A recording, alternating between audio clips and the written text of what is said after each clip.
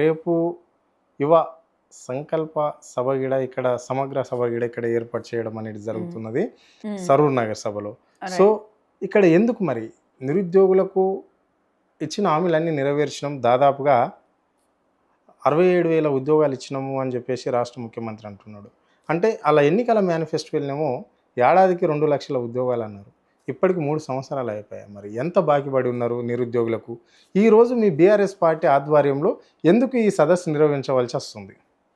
Election టైంలో ప్రియాంక గాంధీ, రాహుల్ గాంధీ గారిని పిలిపించుకొని మరీ ఒక సభ పెట్టి ఎంప్లాయ్మెంట్ మేనిఫెస్టో లాగా ముఖాన అందరికి చూపించి నమ్మించి ఓట్లు డైవర్ట్ చేసుకొని ఒక ఉగ్రోషం అనేది ప్రజల మన మన ఎంప్లాయీస్ నిరుద్యోగుల మధ్యలో నింపి, యువతుల మధ్యలో ఒక లైక్ హేట్రెడ్ ఫీలింగ్ అనేది నింపి ఎలక్షన్స్ని ఎట్లా చేసిండ్రో, డైవర్ట్ చేసుకున్నారో మనం అందరం చూసిందే. చెప్పేది ఒకటి, చేసేది ఒకటి, సొమ్మొక్కరిది సొక్కొక్కరి. ఇవన్నీ ఏంది, కాంగ్రెస్ పార్టీ ఇట్లా పెట్టుకొని తిరగాలి ఈ వర్డ్స్ ని, సామెతలని, ఇది మా పార్టీ అని చెప్పి పెట్టుకొని తిరగాలి. ఎందుకు ఎందుకు ఇచ్చింది కేసీఆర్ గారి ప్రభుత్వం, ఎగ్జామ్స్ పెట్టింది కేసీఆర్ గారి ప్రభుత్వం, నోటిఫికేషన్ ఇచ్చింది కేసీఆర్ గారి ప్రభుత్వం, రిజల్ట్ వెళ్ళి జస్ట్ నువ్వు పాస్ అయినావు ఇగో తీసుకో అని చెప్పి ఒక కాగితం చూపించి నేను చేసిన అని చెప్పి చెప్పుకుంటున్నాడు. సిగ్గుండాలి. దాని తర్వాత నేను ఒక ఇంటర్వ్యూలో విన్నాను, 2 లక్షల ఉద్యోగాలు ఇచ్చేసిన అని చెప్పి చెప్పుకున్నాడు. ఒక వీడియో క్లిప్ లో విన్నాను. వచ్చే మన కంపెనీస్ కూడా ఫాక్స్కాన్ అది ఇది, ఒకటి గుజరాత్కి వెళ్ళింది, ఒకటి తమిళనాడుకి వెళ్ళింది, ఒకటి కర్ణాటకకి వెళ్ళింది, ఒకటి కేరళకి వెళ్ళింది. మన ఉద్యోగాలను కూడా పట్టుకెళ్ళిపోతున్నావు, తీసుకోండి మాకేం అవసరం లేదని. తెలంగాణకి వెళ్ళి పైసలు కూడా తీసుకెళ్ళి మీదకి మూటలు పంపిస్తున్నావు. తెలంగాణ ప్రజల రక్తం పీల్చుకోవడానికి వచ్చినా అని చెప్పి అంత ధీమాగా హైడ్రాని హిట్లర్ తోటి ఇన్స్పైర్ అయినా అని చెప్పి హిట్లర్ లాగా మాట్లాడుతున్నావు.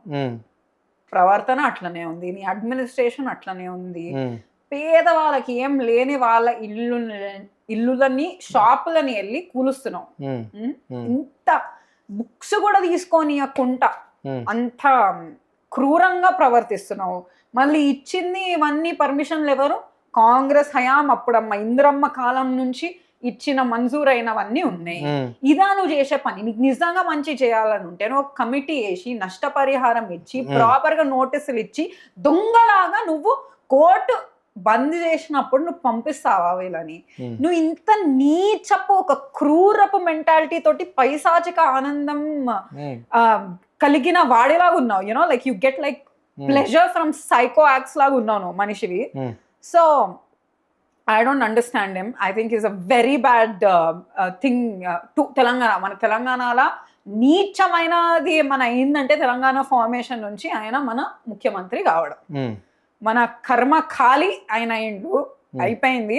కానీ అట్లీస్ట్ ఈ పార్టీ వాళ్ళైనా చెప్పాను అని దింపియాలి. అలా కాంగ్రెస్ పార్టీ వాళ్ళకైనా చూసి వాళ్ళకి నిజంగా తెలంగాణ అంత ప్రేమ ఉంటే, వాళ్ళ జనాలు వాళ్ళ కాన్స్టిట్యూన్స్ మీద అంత ప్రేమ ఉంటే ఇది కంటిన్యూ కానియారు, మాట్లాడతారు.